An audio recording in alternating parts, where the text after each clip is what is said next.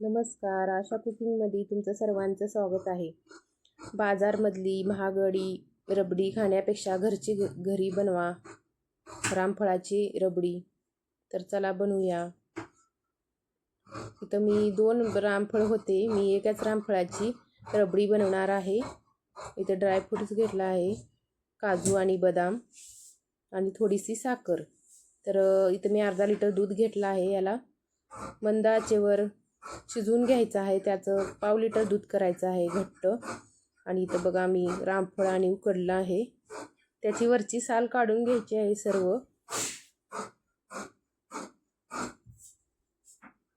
आतल्या बिया चाळणीमध्ये काढून घेऊया सर्व. आतला गर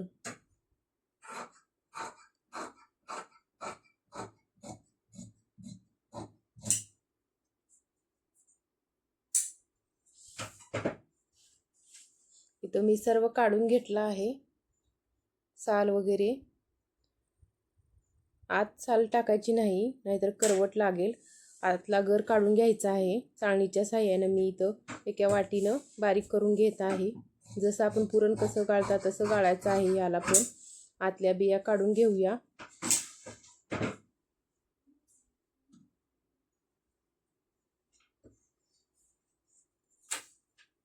खायला तर खूप चविष्ट लागते हे.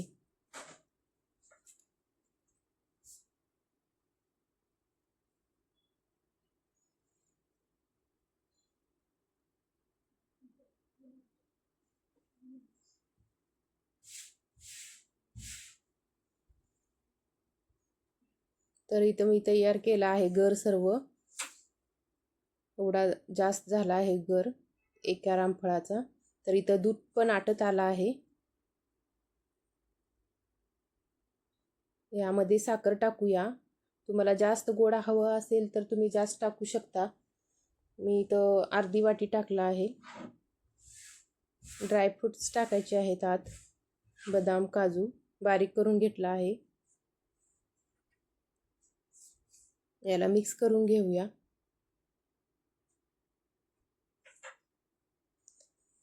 विलायची पावडर टाकायचं आहे अर्धा चमचा, म्हणजे फ्लेवर छान लागेल खाताना. तर हे थंड झाल्यावर आपल्याला ही रामफळाचा गर आणि दूध मिक्स करून घ्यायचं आहे. गरम घातलं तर हे आंबूस लागेल, आंबट. त्याला एक जीव करून घेऊया आणि फ्रीजमध्ये 1-2 ते 3 तास ठेवून देऊया. फ्रीजमध्ये ठेवलं नाही अजून थोडं घट्ट होईल.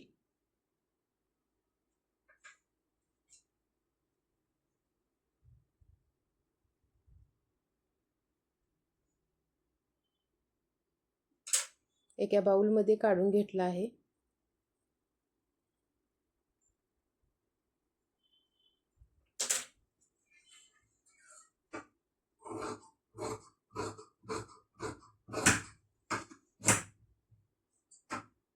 तयार आहे ही रबडी.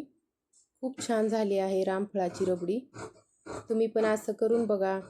व्हिडिओ कसा वाटला ते मला नक्की कमेंटमध्ये सांगा. चॅनेलला नवीन असाल तर सबस्क्राईब करा.